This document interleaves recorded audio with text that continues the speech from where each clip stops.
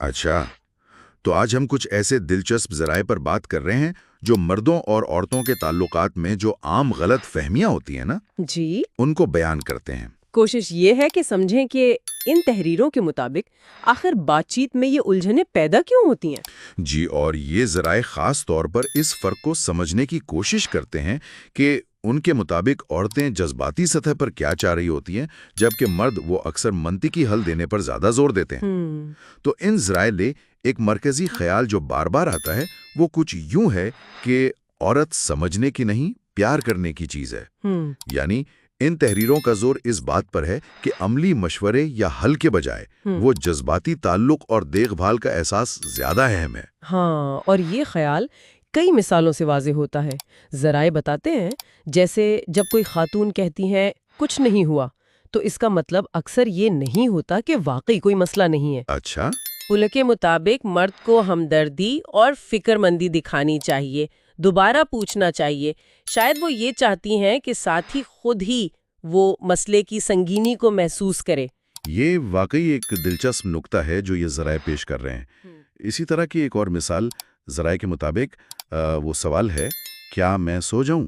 اوہو، ہاں، اگر مرد فوراً کہہ دے ہاں سو جاؤ، تو یہ ان تحریروں کے مطابق غلط فہمی پیدا کر سکتا ہے۔ بالکل، مطلب یہ لیا جا سکتا ہے کہ میں چاہتی ہوں کہ تم میرے لیے جاگنا چاہو، مجھ سے بات کرنا چاہو، ایک طرح کی یقین دہانی مانگنا ہے۔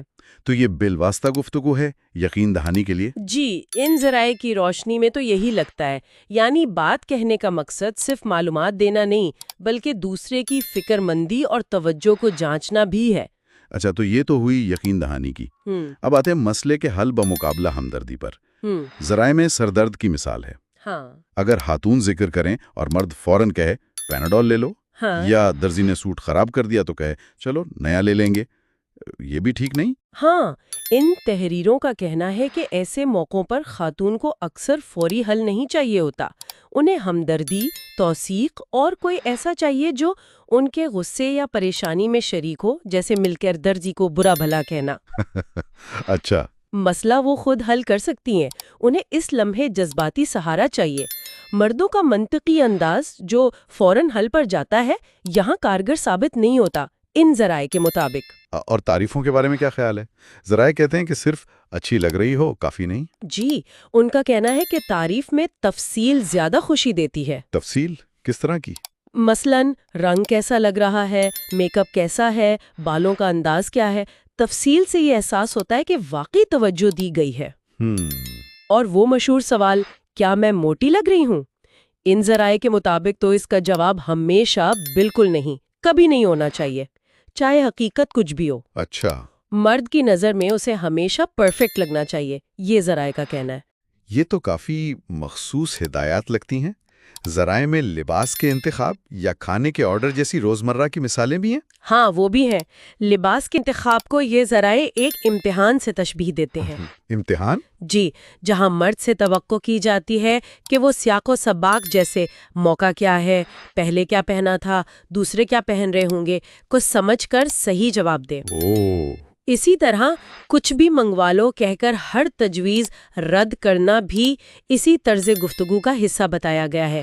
شاید فیصلہ نہ کرنے کے پیچھے کچھ اور جذبات یا توقعات ہوں۔ تو ان تمام مثالوں کو اگر جوڑ کر دیکھیں تو ان ذرائع کا بنیادی پیغام کیا بنتا ہے؟ بنیادی پیغام، جیسا کہ ان ذرائع سے ظاہر ہوتا ہے، یہ ہے کہ مرد اور عورت اکثر گفتگو سے مختلف چیزیں حاصل کرنا چاہتے ہیں۔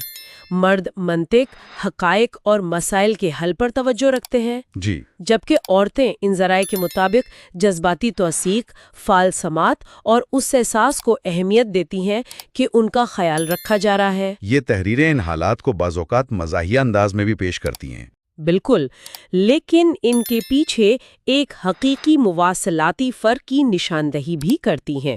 تو خلاصہ یہ ہے کہ ان ذرائع کے مطابق مردوں اور عورتوں کے درمیان یہ پیچیدگیاں اکثر ان کے مختلف مواصلاتی انداز اور بنیادی جذباتی ضروریات کی وجہ سے پیدا ہوتی ہیں۔ بالکل، اور آخر میں سامعین کے لیے ایک نقطہ جو خالصتاً ان ذرائع کے پیش کردہ نظریے پر مبنی ہے۔ یہ تحریریں مردانہ منطق اور زنانہ بقول ان ذرائع کے جذباتی ضروریات کے ٹکراؤ کو نمایاں کرتی ہیں۔